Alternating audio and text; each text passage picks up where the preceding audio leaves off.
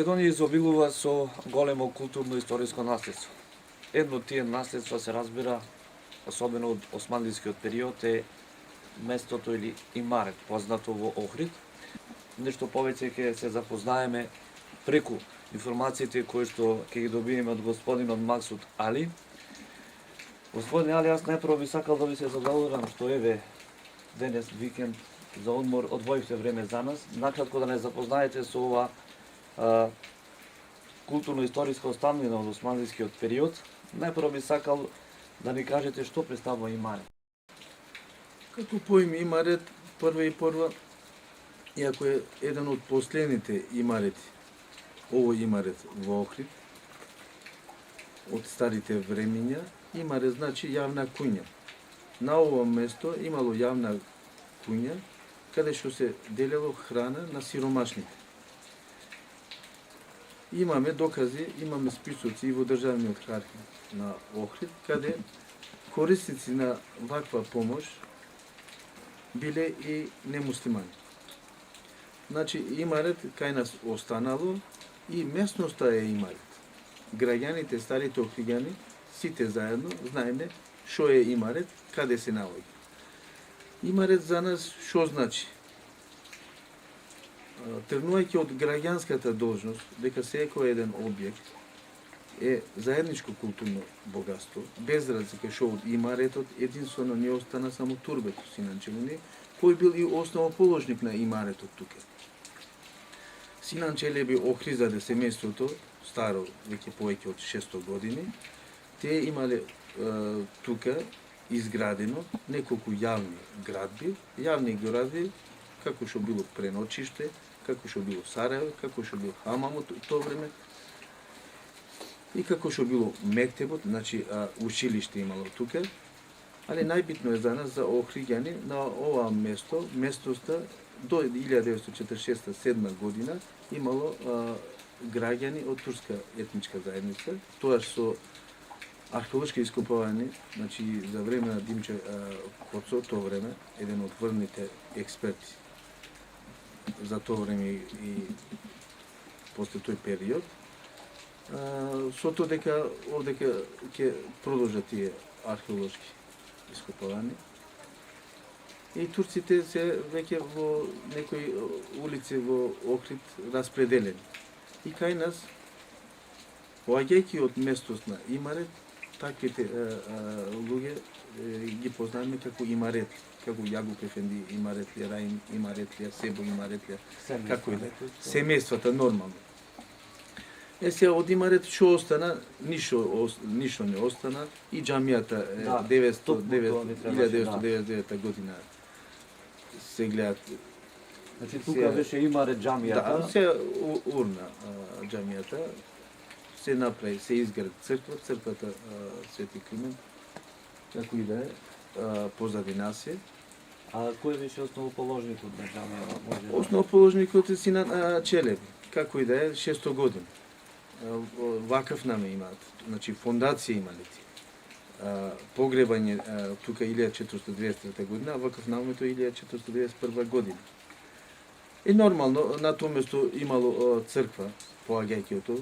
Факт е дека и експертите од Турција не се замараат за тоа.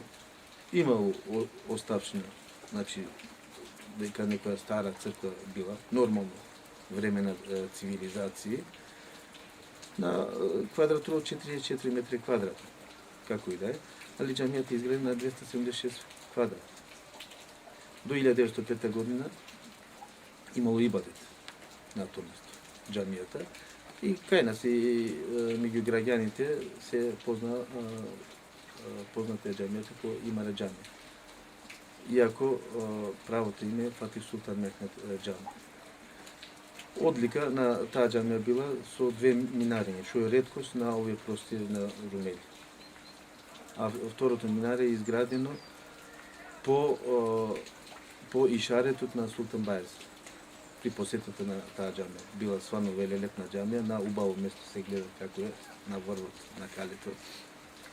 Најтежок период кога бил за турските семејства кога веќе биле на овој дел тука? Најтежок период, каков период да е, значи прифатиле. Не спомнавте во текстот кава дека имало и прогон нешто така последните Па, 7 не може поинаку да се каже кога целта шо било, шо гледаме, какви градби имаме тука. Јасно. Значи, на нас за да се вратиме, еден вид прогон бил. И се дали има потреба од рехабилитација, мислам дека има потреба од рехабилитација. Најскапото место тука на Имарет, како и да е. Тие оставштине имале куќи, имале имот. Одгледу била и пченицата, да речеме. Значи, од тука оделе со земјоделски производи и чарше на пазар. Значи, обработливо земјиште било. Се знае Значи, колку колку имало семејства горе долу. Па се знае, Горе-долу. се знае. Има некои ретки од тие семејства добија и со акт на денационализација. Па целта по мене требаше да биде како објект на заедничко културно богатство. Значи да асоцира на повеќе цивилизации. Со турбето, единствено со турбето, веќе не би се рекло дека асоцира на заедничко културно богатство. Значи пак аспирациите беа на една страна. Значи, Предност да биде една цивилизација. да, испаѓа како претходната да се бриши така нешто. Па така испаѓа и така и се случи. Факт. А ово е заедничко културно богатство. Град би секаде може да има. Ама ово убавина што била, да речем, борова шума имал, како и да е. Ајде да не се прегонат. Иселени се турците од тука. Дел уште се тука во Охрид, дел се иселе во Турција. Тие што се иселе во Турција и дел од тој колач на денационализација им припадна, да речем. А еве за крај, доколку нешто имате да дополните, би ве оставил да не дополните или пак ево што би им препорачале на институции во Македонија кои што токму се задолжени за заштита на вакви историски богатства? Институциите, факт е дека институциите или дел во институциите се ангажирани во заштита. Заштита, значи, со нивните предлози, со нивните ставови, барат точно што е интерес на сите граѓани. Али секогаш и во институциите, и во власта има струи што веќе агитираат на една страна. Значи, моќте е во прашање. Без разлика каква политичка или во институциите. Кога живееа турци, за време на Ѓурѓиев, на Хадерлес, да наречем, ова тур беше посетено од 1000 жени, да речеме. Значи, и таа традиција е јасна. Значи, и како културно-историски споменици, тие градби што ги имавме, да речеме, начело со џамијата, веќе е наново, и турбето веќе во последно не е посетено. Значи тоа е Значи, минатото кај ќе го знаеме и од каде? Кога не ги имаме тие монументни знанија што ги имаме. Имарет веќе и ние самите не знаеме што. А во последно време и веќе Имарет не е дозволено. И во јавноста веќе оди со плавошни. локација, да.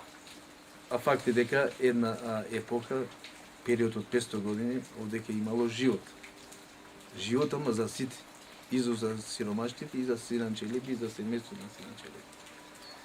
И за сирачињата имало, и за учениците имало, за секој имало живот.